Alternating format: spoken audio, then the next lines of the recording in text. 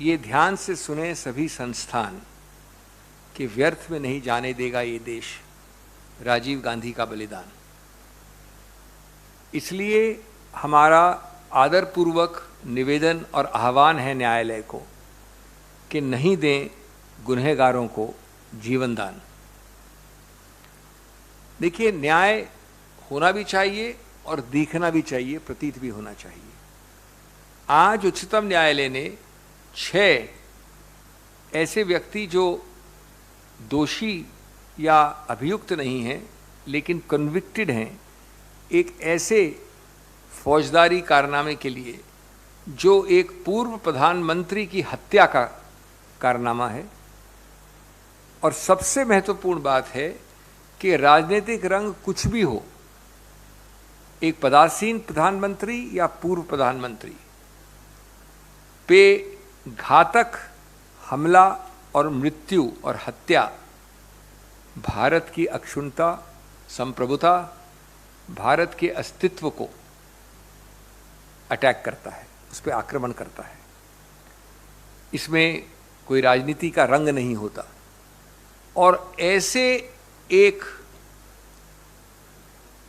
जो अपराध है, जघन्य अपराध, उसके लिए आप आम तौर वाले प्रशासनिक कारणों से 6 लोगों को और एक व्यक्ति को पहले मई 2022 में रिहा नहीं कर सकते।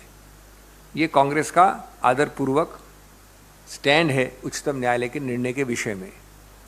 देखिए, आपको पता है, सबको, पूरा देश, पूरा विश्व जानता है कि आप कोई ऐसा संदेश नहीं देना चाहते कि न्यायपालिका के एक सौहार्द्र से ऐसे घिनौने, ऐसे जघन्य अपराध के लोग जो अभियुक्त नहीं है, कन्विक्ट हैं, जिन्होंने सोच समझकर प्लानिंग करके एक पूर्व प्रधानमंत्री की हत्या की, उसको न्यायपालिका किसी रूप से फायदा दे रही हो।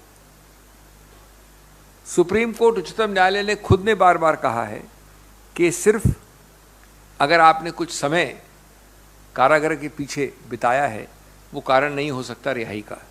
कई निर्णय हैं, state of Gujarat versus Narayan एक निर्णय है। हर केस को उसके संदर्भ में देखना पड़ता है और पूर्व प्रधानमंत्री की हत्या से बड़ा संदर्भ कोई नहीं हो सकता। तीसरा, उच्चतम न्यायालय ने बहुत हद तक एक सर्वोपरि प्रधानता दी है तमिलनाडु प्रदेश के स्टैंड को कि उनको रिहा करना चाहिए। हमारा आदरपूर्वक निवेदन है कि अंतिम शब्द तमिलनाडु सरकार का नहीं होता, अंतिम शब्द उच्चतम न्यायालय का होता है, कोई भी स्टैंड लिया हो तमिलनाडु सरकार ने। इस संदर्भ में मैं 5-6 प्रश्न बड़े संक्षेप में पूछना चाहता हूं, बल्कि प्रस्तुत करना चाहता हूं, पूछना तो नहीं है, प्रस्तुत करना चाहता हूं देश के सामने आपके जरिए। पहला, कि जो जघन्य अपराध पूर्व प्रधानमंत्री की हत्या में निहित है, क्या उस केस में आप इस प्रकार का प्रेफरेंशियल शब्द महत्वपूर्ण है, ट्रीटमेंट दे सकते हैं उन लोगों को जो कन्विक्ट हो चुके हैं उच्चतम न्यायालय तक ऐसे जघन्य अपराध के लिए? दूसरा, भविष्य में इस प्रकार के अपराध या इससे कहीं ज़्यादा, कहीं कम गंभीर अपराध, उसमें उच्चतम न्यायालय मना कैसे करेगी रिहाई का, अगर ये प्रेसिडेंट मान लिया गया तो?